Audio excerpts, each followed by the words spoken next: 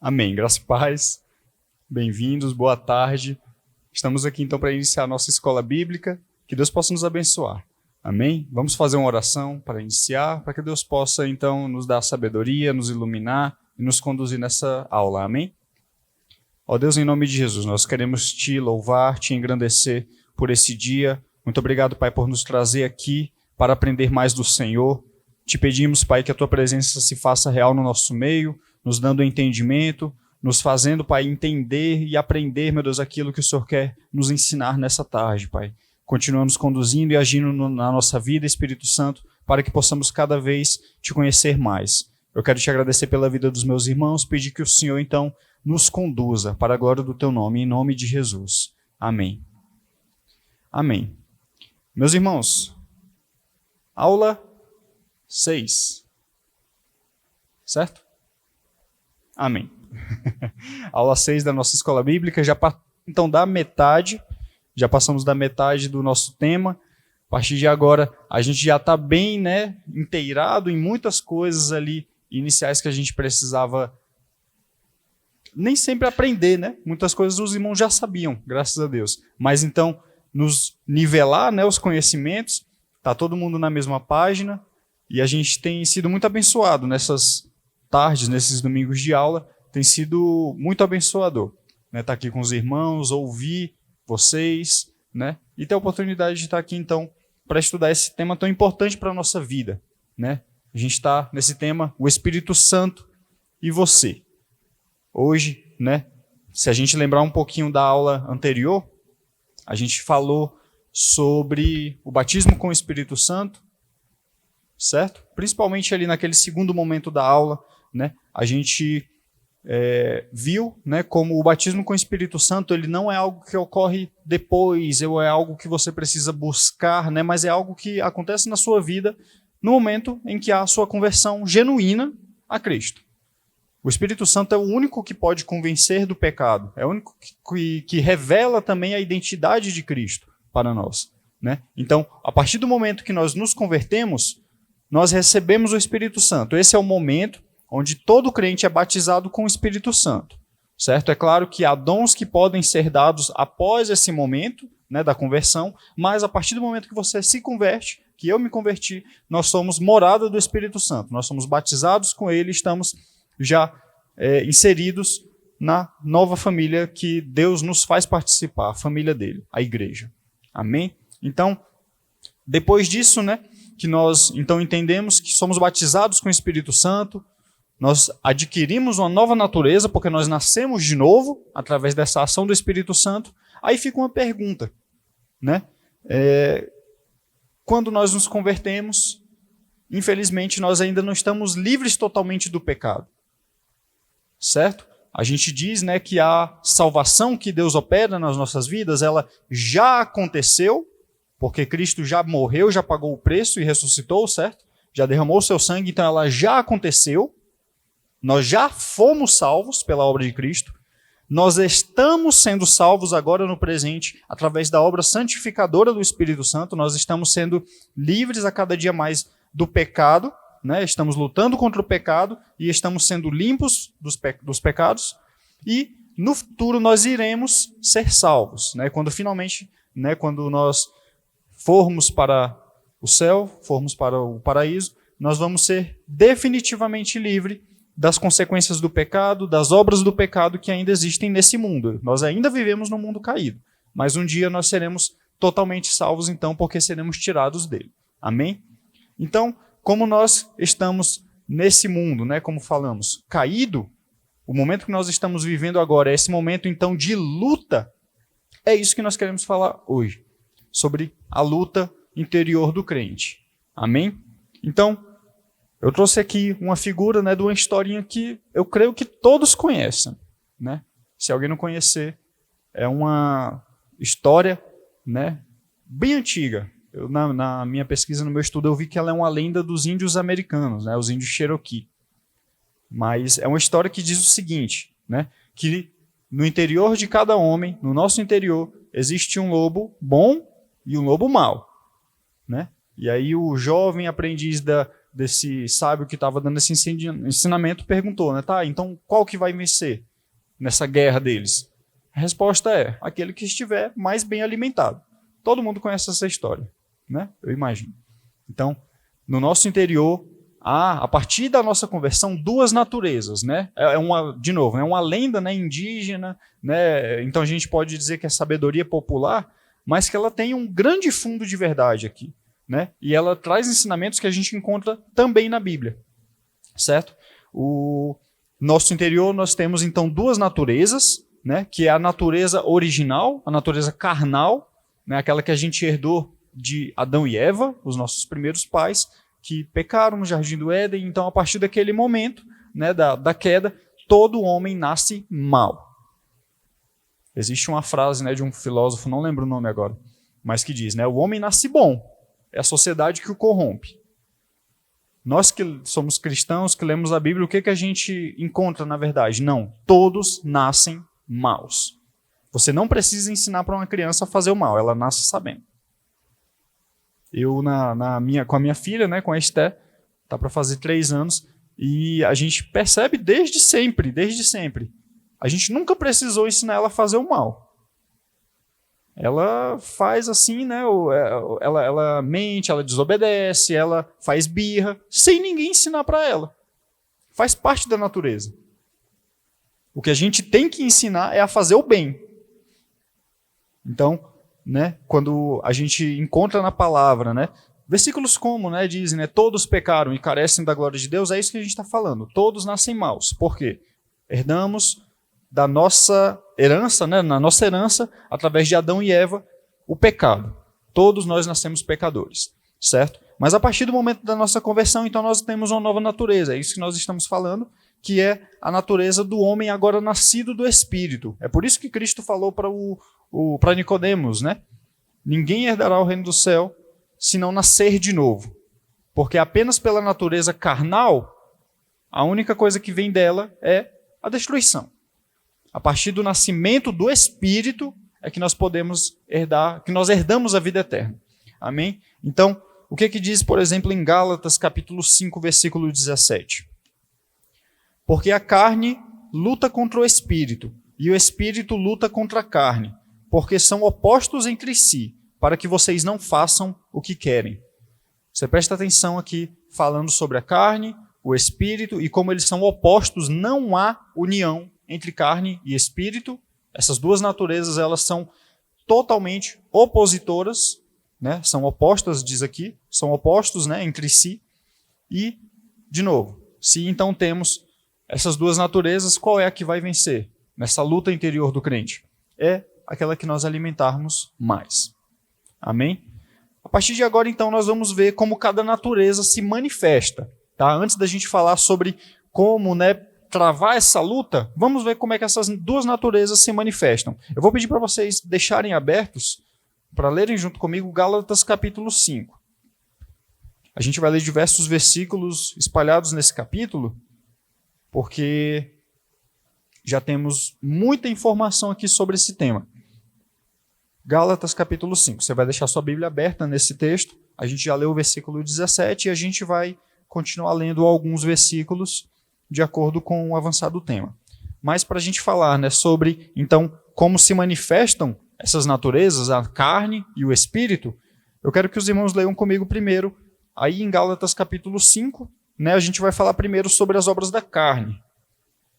Em Gálatas capítulo 5, versículos 19 a 21, diz o seguinte: Ora, as obras da carne são conhecidas e são imoralidade sexual, impureza, libertinagem, idolatria, feitiçarias, inimizades, rixas, ciúmes, iras, discórdias, divisões, facções, invejas, pedeiras, glutonarias e coisas semelhantes a estas.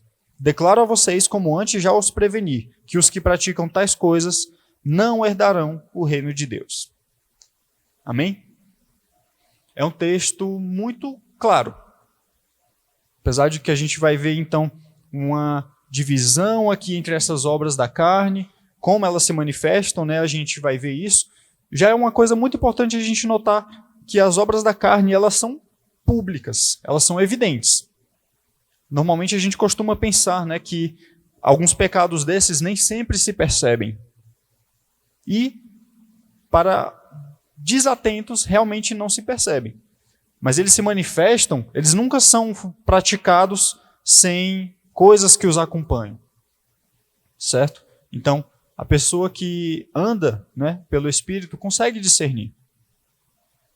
A gente vai ver, então, um pouco dessas divisões, né, porque quando Paulo, então, descreve, né, essas obras da carne, né, já que a gente está falando em primeiro lugar da natureza, né, da carne, ele divide, né, em 4 áreas. Em primeiro lugar, a gente vê a área do sexo, a área sexual. Vocês perceberam que lá no começo, né, ele cita, por exemplo, ele cita todos esses, né, prostituição, impureza, lascívia. O que é a prostituição? Os irmãos sabem, né, como é que essas obras se manifestam. A prostituição é quando há troca de favores pelo sexo. Pode ser monetário, pode ser qualquer outro tipo de bem, às vezes favores políticos, favores na empresa, enfim. Na verdade, no fim das contas, eu acho que todas se reúnem, né? E a última instância geralmente é pelo retorno monetário, né?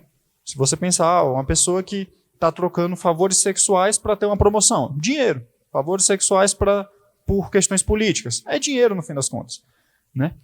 Mas a gente vê a prostituição, que é a troca de favores sexuais, né? Através, né? Para se ter um retorno monetário.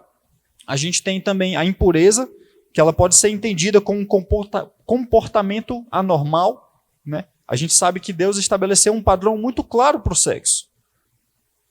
E já que a gente está com adultos aqui, né? A gente pode falar um pouquinho abertamente. O sexo é uma bênção. Concordam? Amém. Mas apenas dentro dos padrões que a Bíblia estabelece. Quais são os padrões que a Bíblia estabelece e que Deus ordena para o sexo? O sexo só deve ser praticado dentro do casamento. Tem gente que fala, né, sexo só depois do casamento. Mas se tu pensar bem, sexo depois do casamento quer dizer que tu casa, então tu pode fazer de qualquer jeito e com qualquer pessoa? Não, é dentro do casamento. Então, tem gente que fala depois do casamento, e eu entendo o que a pessoa está querendo dizer, mas eu, quando digo, eu gosto de falar, não, o sexo é apenas dentro do casamento, né? Para a gente delimitar mais ainda, né? E o casamento, então, né? O sexo dentro do casamento, e a forma que Deus estabelece é o quê? O casamento é a união entre quê? Homem e mulher. O casamento, ele é entre homem e mulher, ponto final. Então, o sexo, segundo os padrões bíblicos, e o sexo como bênção, ele só é praticado, ele só é bênção se for praticado dessa forma, dentro do casamento, e um casamento heterossexual. Não é necessário falar, né? Casamento heterossexual, porque é o único casamento que existe, mas nos tempos que vivemos é importante falar.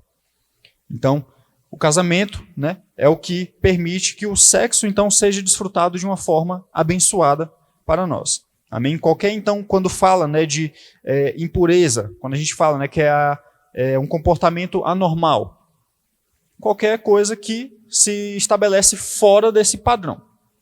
Se é antes, se é fora do casamento, se é com o mesmo sexo, se não é da forma clara estabelecida por Deus que deve ser feita, se não é com os princípios corretos, que é o quê? Satisfação mútua, não é você, né, ser egoísta naquela prática, não.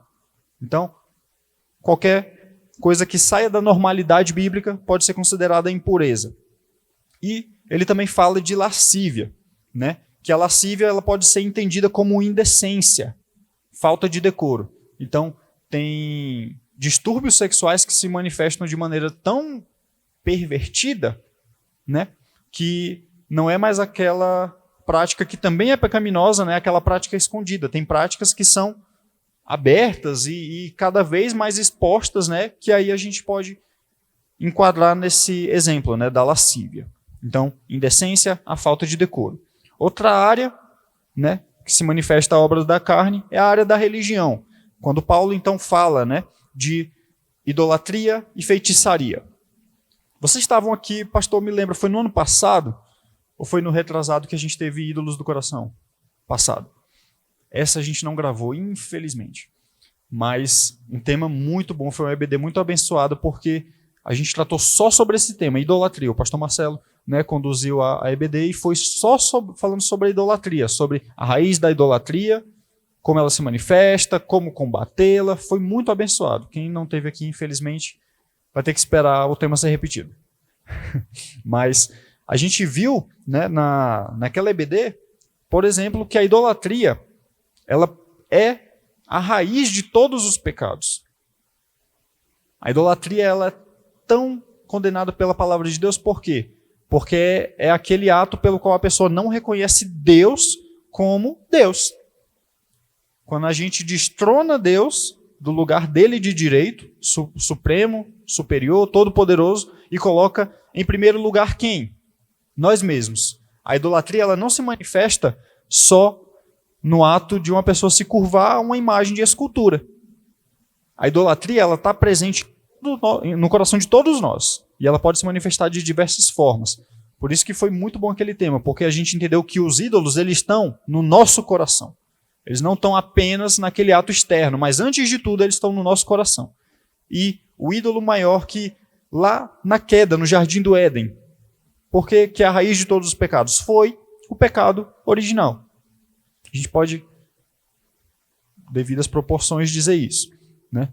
Está na raiz ali daquele pecado original, porque quando a serpente, né, tentou Eva, o que ela falou? Eu vou abrir aqui, só para a gente ler em Gênesis capítulo 3, versículos 1 a 5, só para a gente lembrar. Você deixa marcado Gálatas que a gente vai voltar lá.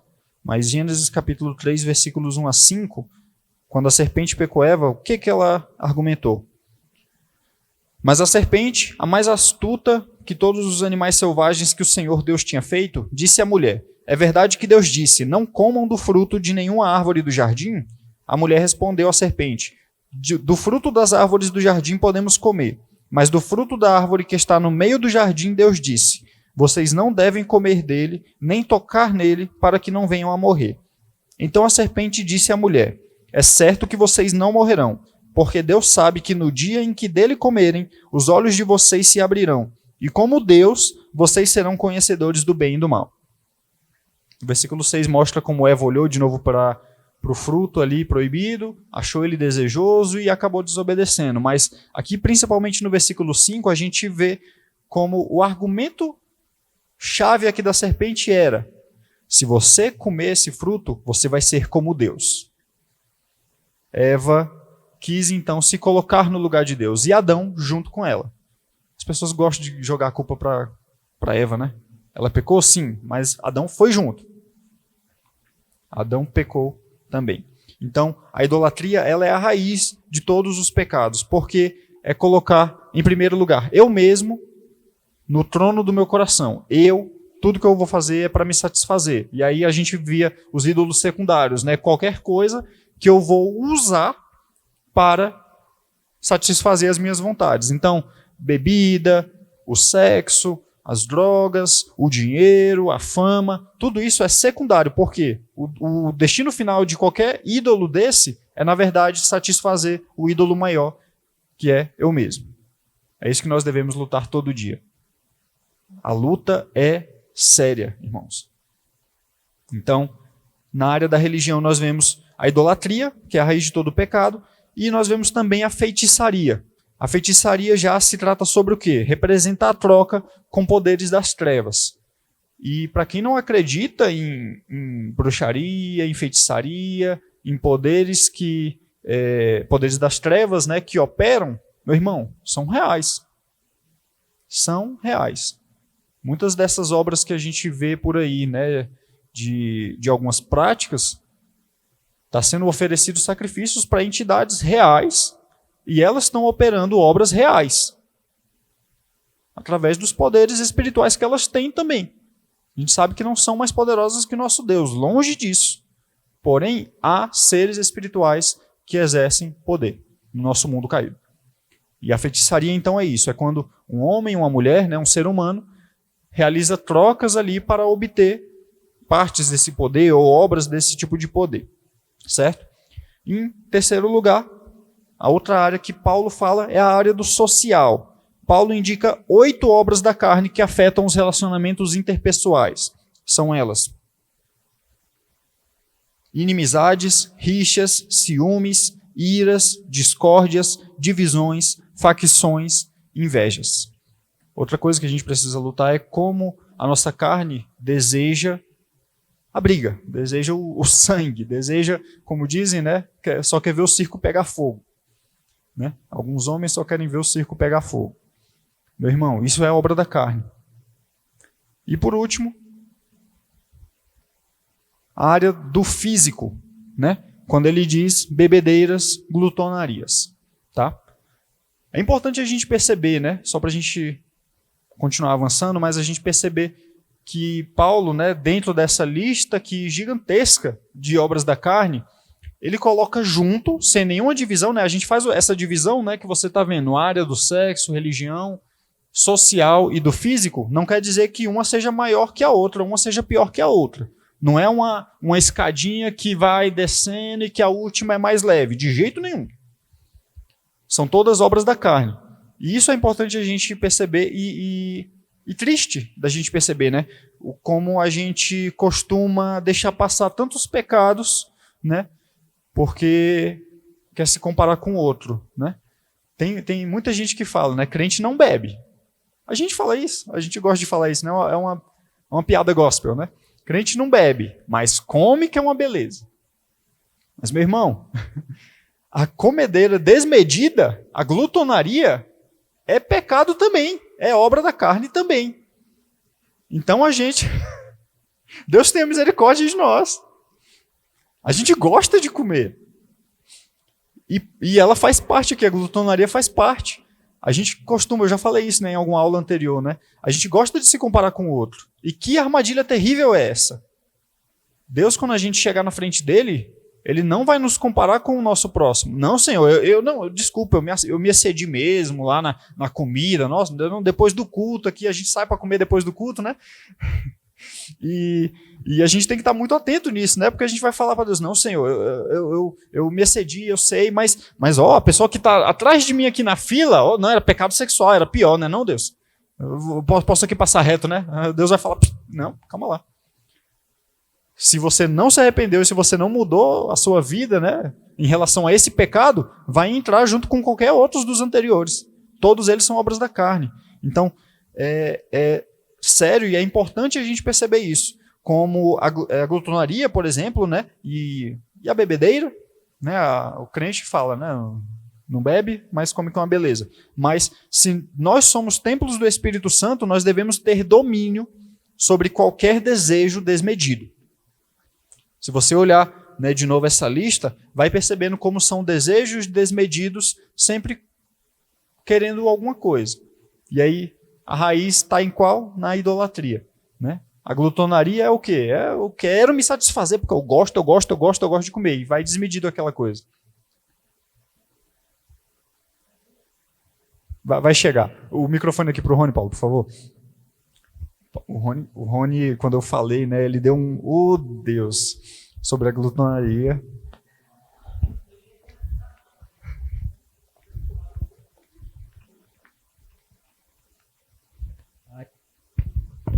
Paz, igreja. O que eu acho interessante é que a raiz é a mesma. Não importa qual ali das consequências, né, ou das ramificações, a raiz é só uma. É satisfazer a minha vontade. Exatamente. Por isso que a oração de Jesus, né, no jardim da aflição foi: Senhor, se for possível, passa de mim esse cálice, mas não seja feita a minha vontade, que seja feita a tua vontade. Então, que a gente venha orar assim todo dia, porque a minha esposa acabou de falar, mas se for toda aquela lista ali, ninguém entra no céu. Aí eu falei para ela, não, minha filha, realmente ninguém entra, mas o sacrifício de Cristo por nós que nos capacita a entrar no céu. E a gente reconhecer que sozinho a gente não consegue vencer todas essas características. Né? E reconhecer, Senhor, me livra do meu eu, me livra do meu ego, me transforma, né, de dentro para fora, que consequentemente, aí sim, eu sempre quando leio a Bíblia, eu fico, por que os frutos do Espírito é menor do que isso aí, né? Se for o da carne, eu acho que dá umas 3 páginas, né? Só de ramificações da carne. E do Espírito a lista é bem pequena ali, acho que dá uns 10 ali. Mas que a gente venha dar, né, lugar ao Espírito Santo de Deus para sermos transformados a cada dia. Amém. O que a irmã comentou, né, é exatamente a pergunta que os discípulos fizeram a Jesus. Mas, Senhor, então quem é que pode ser salvo?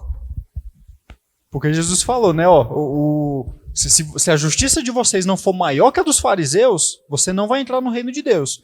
E é mais difícil um camelo passar pelo buraco de uma agulha do que um rico entrar no reino dos céus. Naquele tempo, né, era entendido, né, culturalmente, que a riqueza era um sinal da bênção de Deus. Não está diferente hoje, né? A pessoa que é rica é porque é abençoada por Deus. Deus está fazendo prosperar. Amém, glória a Deus. Jesus, quando ele vê esse entendimento dos discípulos, ele fala, é mais fácil um camelo passar no fundo de uma agulha do que um rico entrar no reino de Deus. Os discípulos, então, fazem essa mesma pergunta, né? Então, Senhor, quem é que pode ser salvo? A resposta de Jesus é o que nos traz esperança. Para os homens isso é impossível. É impossível entrar no reino de Deus na nossa força. Mas para Deus não, porque para Deus tudo é possível. É por isso que a nossa salvação não está firmada nas nossas obras, não está firmada no nosso entendimento, no que nós fazemos, no que nós somos, no que nós temos, mas sim pela obra do Senhor Jesus. É apenas Ele que salva. Essa é a nossa fé, essa é a nossa esperança. Amém? E aí, né, aproveitando esse gancho muito bom, né, a gente olha as obras da carne e fala, se a gente for olhar para isso aqui, ninguém entra no reino. É verdade. Então qual é a nossa luta? É não viver mais nas obras da carne. Em qual natureza que a gente deve viver? Na natureza do Espírito. E as obras do Espírito, então, elas se manifestam de qual forma? A gente vê o fruto do Espírito. Em Gálatas, então, capítulo 5, versículos 22 e 23 agora. O Rony percebeu bem que a lista parece que é menor, né? Mas, se é tão difícil deixar de praticar as obras da carne, eu acho que é ainda mais difícil praticar essa lista pequena de fruto do Espírito. O fruto do Espírito, só para a gente, antes de ler, né, a gente tem que entender, né, tem gente que fala frutos do Espírito, né, mas a Bíblia fala fruto, é um fruto do Espírito, mas ele, né, se divide em 9 graças. Né? Quando a gente descasca uma tangerina, né, tem os diversos gominhos ali. Vamos entender o fruto do Espírito dessa maneira. É um só e ele tem 9 graças. São 9 ramificações ali dele, que são essas. Gálatas capítulo 5, versículos 22 e 23. Mas o fruto do Espírito é amor, alegria, paz, longanimidade, benignidade, bondade, fidelidade, mansidão, domínio próprio. Contra estas coisas não há lei. Você pode agradecer a Deus por isso? Meus irmãos, é muito sério isso que a irmã nos trouxe aqui para a gente perceber. A lista das obras da carne, se a gente for sinceramente, honestamente, verdadeiramente botar a nossa própria vida nessa peneira, a gente não passa. A gente está lutando contra elas, né? A gente ainda está lutando contra elas. Mas esse fruto do Espírito, ele vem então para nos dar graça. A graça de Deus é isso. É aquilo que vem sem a gente merecer, sem a gente, né, comprar. A gente não faz nada por ele no sentido de merecer ele, mas Deus nos dá gratuitamente. E o fruto do Espírito, então, ele se divide, eu coloquei de 2 maneiras, né? Quando a gente vê amor, alegria e paz, se trata de quê? Da nossa atitude para com Deus. A gente vai passar um pouquinho rápido sobre eles, porque na aula que vem, no domingo que vem, a gente vai ter um tema só para falar do fruto do Espírito. Então, de maneira bem objetiva, quando a gente fala de amor, alegria e paz, é a nossa atitude para com Deus. O fruto do Espírito, né, o Espírito Santo, ele nos restaura a comunhão com Deus. Essa é a obra de Deus, né, em nossas vidas. Então, em primeiro lugar, nossa comunhão com Ele é restaurada, amor, alegria e paz. E também temos no fruto do Espírito a longanimidade, benignidade, bondade, fidelidade, mansidão e domínio próprio. são virtudes sociais, né? A gente viu que as obras da carne ela também tinha isso, né? Tinha coisas relacionadas ao próximo, né? A área do social, e o fruto do Espírito também corrige essas obras da carne, né? Quando ele vem com essas características, né? Com esses dons, com essas graças, que são virtudes sociais, né? Que são especialmente voltadas para o nosso relacionamento com o outro. Então, quando a gente fala, né? Só para a gente falar bem rapidinho, longanimidade. Longo ânimo. É a pessoa que aguenta, que persevera ali, né, em paciência, em amor pelo próximo. Quando? Naquele momento de conflito que a gente tem. Quando a gente está conversando, de repente tem uma opinião diferente, eita, parece que já quer crescer, já quer se irar, uma obra da carne. Meu irmão, longânimo. Né? Benignidade, bondade são muito próximos, né? Se trata da bondade que a gente deve ter para com o próximo. Fidelidade é aquela característica que a pessoa pode confiar em nós, aquela pessoa que é fiel. A mansidão e o domínio próprio, muito difíceis. Jesus fala, né? Sejam mansos e humildes como eu sou. Nós queremos ser como Cristo. E Cristo, né, como era cheio do Espírito Santo, ele era manso. Nós devemos ser mansos, humildes e ter domínio próprio. O domínio próprio ele também está relacionado, né, com o se controlar, com as nossas reações. Tem gente, né, que é papum. Né? Não dá tempo nem da pessoa perceber que falou uma coisa porque a pessoa já reagiu. Meu irmão, domínio próprio. Difícil. Mas são frutos do Espírito que nós devemos buscar todos os dias. Amém? Então, como eu falei, a gente vai tratar mais detalhadamente, com mais calma, sobre esse fruto do Espírito na aula que vem. Então, o que é interessante para nós agora, porque o nosso tema, né, inicial está sendo esse, a luta interior do crente. Quando a gente fala então sobre essa luta e a gente vê as duas naturezas que estão em conflito no nosso coração, no nosso interior, né, como é que vence? A gente já falou, né, em resumo. Quem é que vence? Qual é a natureza que vence? Aquela que está mais bem alimentada, certo? Mas, né, vamos olhar na Bíblia, ainda aqui em Gálatas, né, duas orientações que o apóstolo Paulo nos dá, inspirado pelo Espírito Santo, sobre como vencer nessa luta. Em primeiro lugar, o que aqui diz em Gálatas capítulo 5, versículo 24. E os que são de Cristo Jesus crucificaram a carne com as suas paixões e seus desejos. Isso aqui, né, ele fala de crucificar a carne. Para vencer a carne, nós devemos crucificá-la. Se trata, isso aqui significa que devemos rejeitar a velha natureza. De novo, né? Em todos os momentos que eu falei aqui, eu não falei isso ainda, né? Mas é importante deixar muito claro. Em todos os momentos que eu falei, né, que nós temos duas naturezas lutando no nosso coração, né, no nosso interior, quando eu falo isso, eu não estou dando desculpa para você sair daqui. Não, mas é porque eu tenho a natureza velha ainda, então fazer o quê? Não é desculpa para pecar.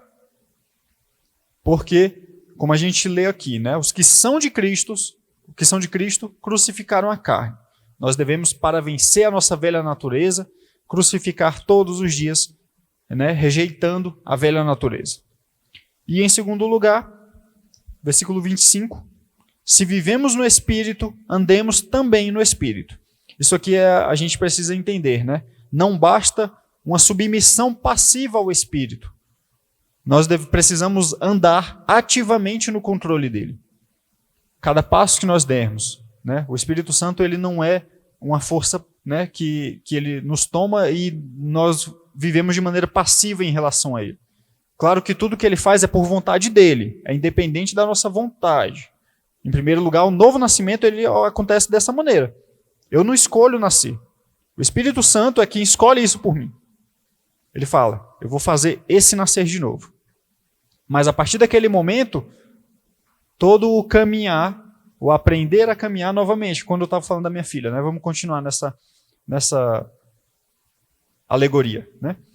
A Esther não escolheu nascer.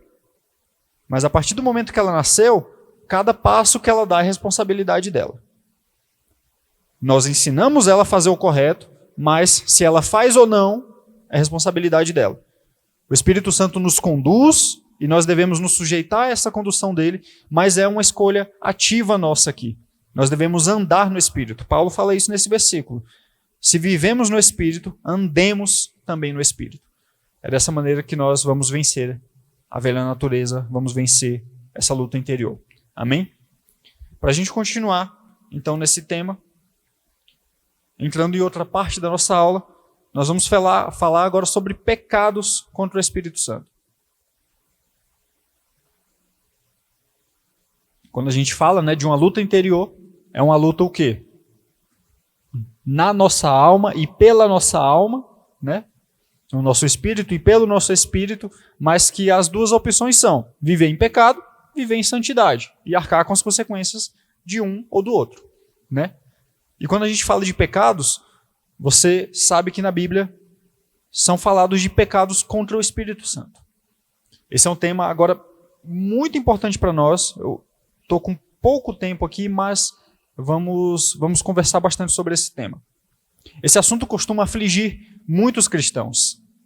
Eu não sei você, mas na minha adolescência, eu entrei naquela crise existencial que eu acho que vocês já passaram também. Se não passaram, não vão passar porque a gente já vai ter a resposta daqui. Você está sendo agraciado de não passar por uma crise terrível. Mas quando eu era adolescente, eu estava absolutamente desesperado. Chegou um momento da minha vida que estava naquela, né? Meu Deus, será se eu pequei contra o Espírito Santo, se eu cometi aquele pecado? Porque a Bíblia fala, vamos ler esse texto. Mateus capítulo 12, versículo 31. Diz o seguinte, né? Isso é Cristo falando. Por isso digo a vocês que todo pecado e blasfêmia serão perdoados aos homens, mas a blasfêmia contra o Espírito não será perdoada. Está falando de um pecado que para ele não tem perdão. Ou seja, a pessoa se praticou esse pecado, né? Ela não tem salvação, não há perdão para esse pecado. E aí eu estava nessa. Meu Deus, será se eu pequei contra o Espírito Santo? O que é isso, né? E aí estava naquela crise terrível, achando que eu estava condenado ao inferno. Grandes homens de Deus passaram por essa aflição, né? De buscar, né, o entendimento do que é esse pecado, né? E aí nesse momento de crise terrível, né, de saber se ainda havia perdão, se ele ainda conseguiria ter a vida eterna, conseguiria ter o perdão dos pecados, né? Por isso que é um pecado, né, é um assunto, né, que aflige muitos cristãos. Quem já passou por isso aqui durante a vida? Ah, tá. Alguns irmãos já. Que bom que os outros então estão assistindo essa aula. Foi terrível ou não foi? Foi terrível ou não foi? Foi terrível ou não foi? Perguntei para os 3 aqui que levantaram a mão. Eu lembro que eu fiquei absolutamente desesperado. E aí conversei com minha mãe, né? Ela me acalmou, me explicou, me instruiu. E aí, graças a Deus, estou em paz hoje. Mas o que é o pecado contra o Espírito Santo? A gente entende, né, que há, né, pecados contra o Espírito Santo. A gente vai ver outros na segunda parte aqui já, mas vamos falar logo desse, né? Esse aqui que Cristo está se referindo, que é a blasfêmia contra o Espírito Santo. A blasfêmia contra o Espírito Santo. Esse é o pecado imperdoável. Esse é o pecado que vai levar um homem e uma mulher para o inferno.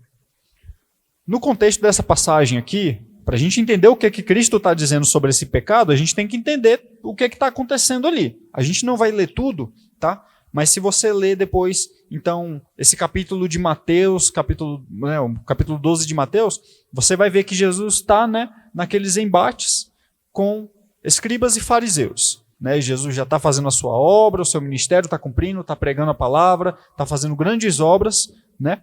Mas ali naquele momento específico, os fariseus estavam, né, e os escribas se opondo absolutamente contra Cristo. A ponto, né, de que em alguns versículos anteriores, né, e é por isso que é importante a gente ver o contexto, né, quando Cristo falar, nessa passagem que a gente leu, né, o que tinha acontecido? Jesus tinha expulsado um demônio.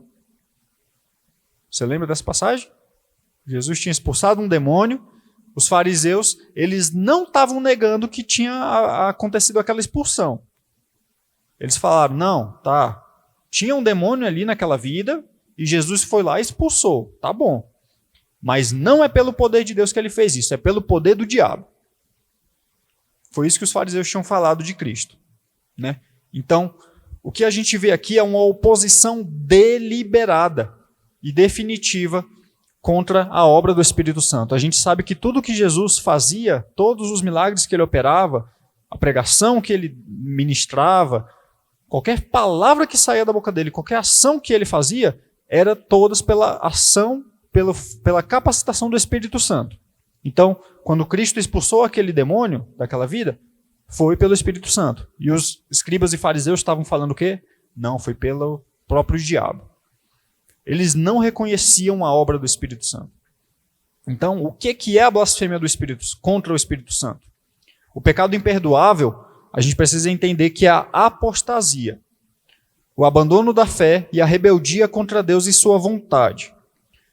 O que os fariseus e os escribas estavam fazendo ali? Eles estavam tão endurecidos no seu coração que mesmo vendo aquelas obras grandiosas de Jesus operadas, né, por ação do Espírito Santo, eles não conseguiam reconhecer Deus ali.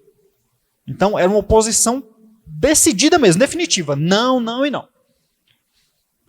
Tem um amigo meu que há muito tempo, né, quando a gente conversava, né, sobre evangelho, né, a gente tinha um grupo na igreja, né, que a gente estudava juntos, tinha um grupo de comunhão, né? Então, lá na minha casa, né, a gente estudava a Bíblia, lia, tinha aquele momento muito bom, que nós temos aqui também, e aí ele costumava me fazer uma pergunta: Douglas, a gente está aqui pregando tal, e tanta gente não se converte. Por quê, Douglas? Por que Deus não rasga o céu, não aparece, não faz uma coisa assim? Porque se Deus fizesse isso, não é possível, todo mundo tinha que crer. Aí eu falava: Sérgio, isso não aconteceria ainda assim. Alguns iriam crer, outros ainda assim não iriam. Tem pessoa que está absolutamente decidida a não crer em Deus. Então, né, os fariseus e os escribas que a gente vê aqui nessa passagem, é isso.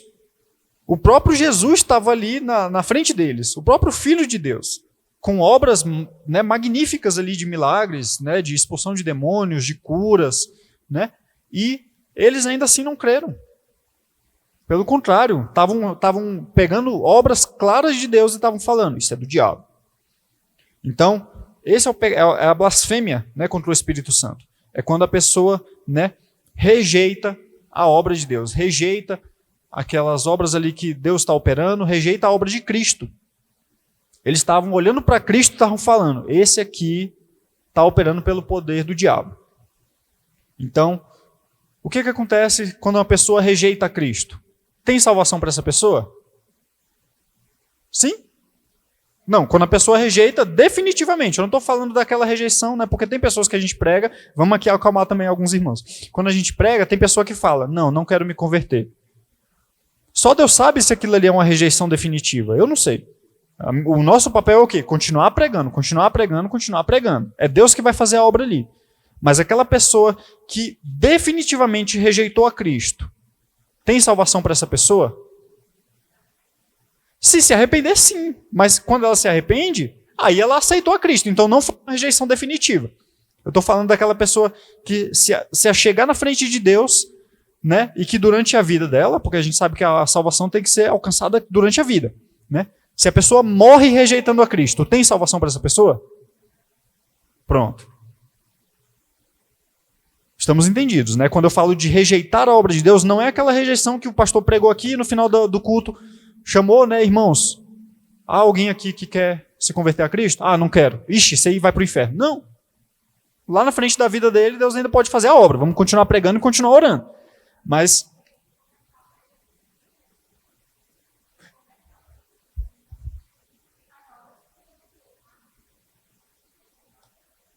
isso. A irmã está falando, né, que se a gente perguntar para a maioria das pessoas vai falar, né, não, eu creio em Jesus, né, mas não vive de acordo. Então, nem sempre é uma fé verdadeira, né, mas realmente, a blasfêmia contra o Espírito Santo, então, é isso, é a rejeição definitiva, é o abandono da fé, é a rebeldia contra Deus e a sua vontade. E por que então essa blasfêmia contra o Espírito Santo não há perdão? Porque é isso, se a salvação é apenas em Cristo, e a pessoa rejeita ferrenhamente, definitivamente a Cristo, vamos falar claro? Inferno. É por isso que é o pecado que não há perdão. Certo? Se alguém... Pode. O Paulo vai trazer o microfone aqui para a irmã, tá bom? Só para a gente ouvir melhor. Por favor. Eu vou fazer uma pergunta aqui para você. O meu pai ele é da Assembleia de Deus, né? E aí ele foi pro culto, tudo, e o culto terminou muito tarde, o pessoal prolongando. Ele chegou em casa e falou assim, o pessoal não termina o culto, vem dizer que é o Espírito Santo. Aí na época ele falou comigo, eu até concordei com ele, entendeu? Eu até concordei com ele. Será que ele pecou e eu pequei também? Porque o culto não terminava, né? E aí a pessoa às vezes vem falar que é o Espírito Santo de Deus, e nem sempre é o Espírito Santo de Deus, né? Às vezes até é, às vezes não é. Aí eu só falei o seguinte, eu até concordei com meu pai, né? Porque o culto não acabava mais. Aí será que ele pecou e eu também? Que eu concordei com ele. Tá.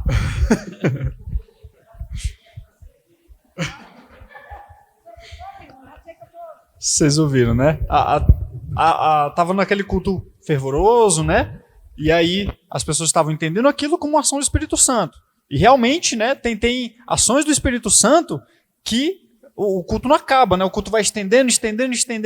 E aí a gente, eu também já teria ido. Tem situações que eita, hora, né? Vou trabalhar amanhã, minha filha precisa dormir, né? Tá cansado, a gente chega mais cedo, né? 5 horas a gente já está aqui porque tem EBD, quer ir para casa, né? E às vezes fica naquela, a pessoa está dizendo que é Espírito Santo, né? Será se foi? Não sei. Eu não acho que, de novo, né? O que é a blasfêmia contra o Espírito Santo? A gente vai ver já os pecados contra o Espírito Santo, a gente vai correr um pouquinho, mas a blasfêmia contra o Espírito Santo, esse pecado que não há perdão é qual? É aquele que rejeita a obra definitivamente. A obra do Espírito Santo é aquela que revela a Cristo. Toda manifestação do Espírito Santo tem que revelar Cristo. Se não revela Cristo, se não manifesta a obra de Cristo, aí a gente pode pensar, provavelmente aquilo ali não foi uma ação do Espírito Santo, né? Mas a blasfêmia contra o Espírito Santo, o pecado que não há perdão, é esse. É aquele que a pessoa rejeita 100% a obra de Cristo. Não quer saber de Deus, não quer saber de Cristo, não quer saber de sangue do Senhor. Paulo, aqui no Rony, de novo. Se der tempo, eu vou deixar tu falar por 15 segundos. Pastor também. Vamos lá, 15 segundos. Eu só ia dizer o seguinte, que às vezes a pessoa se diz cristão, mas todas as suas atitudes dizem que ele não é cristão. Assim como a igreja primitiva tinha crentes que adoravam o imperador e se diziam cristãos, na cabeça dele, né, ele conseguia adorar o imperador de Roma e dizer que é cristão, né? Hoje, na sociedade brasileira, muitos falam, eu sou cristão, meu irmão, tá tranquilo. Só que de segunda a sexta eu canto no cabaré, no domingo tamo junto. Mas eu sou cristão, tá tudo normal. As obras da carne, né? Aquelas que a gente viu alguns minutinhos antes. E, inclusive, dentro delas, né, falou de casas de... Enfim. Pecados da área sexual, adoração ao imperador, a político, a idolatria. Então, realmente, temos que combater. Eu compartilhei algo no meu stories hoje, né? Não vou entrar em detalhes. Se o irmão me segue, me olha lá. A gente não está com tempo agora para entrar nesse assunto, senão a gente vai gastar. Mas, sobre a blasfêmia contra o Espírito Santo. Se, então, esse pecado é aquele que não há perdão, né, porque é a rejeição completa à obra de Cristo, pode ficar tranquilo. Os verdadeiros filhos de Deus não podem cometer esse pecado, não conseguem cometer esse pecado. Aquele que é nascido verdadeiramente, genuinamente do Espírito, né, aquele que é salvo para sempre. Então, se alguém é salvo, né, em Cristo, tem uma conversão verdadeira, não vai cometer esse pecado da blasfêmia contra o Espírito Santo, porque esse aí já não vai haver perdão. Se a gente, então, né, entende isso, né, voltando lá para o meu caso específico, o que minha mãe, né, me acalmou meu coração? Júnior, me chama de Júnior, né, meu nome, para os irmãos que não sabem, é Wellington Douglas Júnior. Né? Tem mais 2 sobrenomes, mas é Wellington Douglas Júnior. Tá? Os irmãos me conhecem por Douglas. Lá em casa, minha mãe chamava Júnior. Se você é tão preocupado assim, se você está tão desesperado assim de ter cometido esse pecado, isso demonstra uma coisa: temor a Deus. Então já é um grandíssimo indicativo de que você não cometeu. Porque a pessoa que, de novo, é a oposição definitiva, ferrenha, a pessoa não está nem aí para Deus. Nem se preocupa mais com isso. Eu acho que o momento que a gente deixar de se preocupar de cometer esse pecado, é o momento que a gente está em risco. A gente tem que viver em temor ao Senhor. Amém? Há outros pecados contra o Espírito Santo. A blasfêmia contra o Espírito Santo, que não há perdão, mas há outros pecados. E esse aqui, né, que a gente encontra na Bíblia, vamos lá para Efésios agora. Vamos ler rapidinho o que aqui diz em Efésios. A gente vai ver alguns pecados contra o Espírito Santo. Efésios capítulo 4, versículo 30 diz o seguinte. Já está aqui. E não entristeçam o Espírito Santo de Deus, no qual vocês foram selados para o dia da redenção. Paulo estava falando aqui para pessoas que foram seladas para o dia da redenção, ou seja, crentes genuínos que receberam o Espírito Santo. Esse tipo de pecado aqui, diferente da blasfêmia que não há perdão e que o crente verdadeiro não comete, esse aqui a gente está passivo de cometer. Pecados como esse. Em primeiro lugar, o entristecer o Espírito, que, né, a gente pode cometer, mas ainda há perdão para ele. Tá? No contexto dessa passagem, e aí você pode ler depois todo esse capítulo, né, mas principalmente em Efésios capítulo 4, versículos 25 até o 32, a gente vê seguintes pecados: mentira, ira não controlada, furto, amargura, gritaria, malícia, falta de perdão e etc. São pecados que entristecem o Espírito Santo de Deus. A gente consegue cometer esses pecados ainda. E por isso que devemos lutar contra eles. E há perdão. Né? Eles estão relacionados à obra da carne novamente. Luta interior nossa, nós devemos estar sempre alimentando o nosso espírito, né? E nós podemos entristecer então o espírito se cometermos esses pecados, mas há perdão, nós devemos nos arrepender deles e deixar eles todos os dias.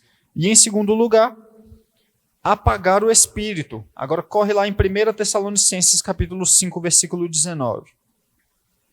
1 Tessalonicenses 5, 19.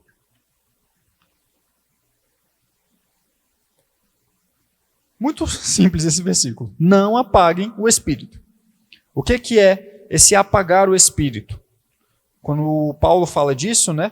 Como é que a gente pode apagar o espírito? Quando a gente não alimenta a nossa alma com a palavra e não oramos, ou seja, nós não estamos mais nos expondo, né, e praticando esses meios de graça, né, de conhecer cada vez mais a Deus e de ter comunhão com Ele, nós estamos apagando o espírito, né?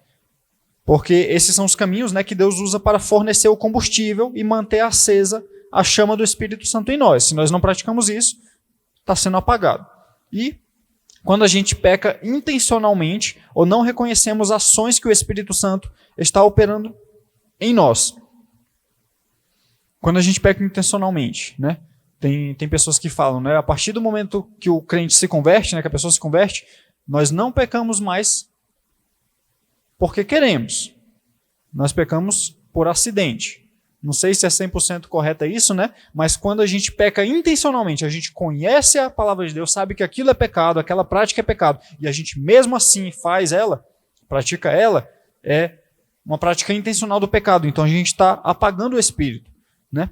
Isso pode acontecer, né, quando a gente fala de não reconhecer ações que o Espírito está operando em nós. Isso pode acontecer quando o Espírito Santo age em pessoas e situações diferentes das quais a gente está acostumado.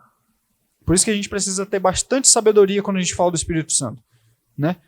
Quando a gente, então, por exemplo, né, não reconhece uma ação do Espírito Santo porque naquela pessoa o Espírito Santo está agindo de uma maneira diferente. Eu sou mais, né, avivado. E a pessoa está calminha no culto. O Espírito Santo não está agindo naquela pessoa. Aquela pessoa não está dando lugar. Meu irmão, pode sim estar. A gente pode estar apagando o Espírito Santo se a gente não reconhece que o Espírito Santo pode agir de maneira diferente. E vice-versa.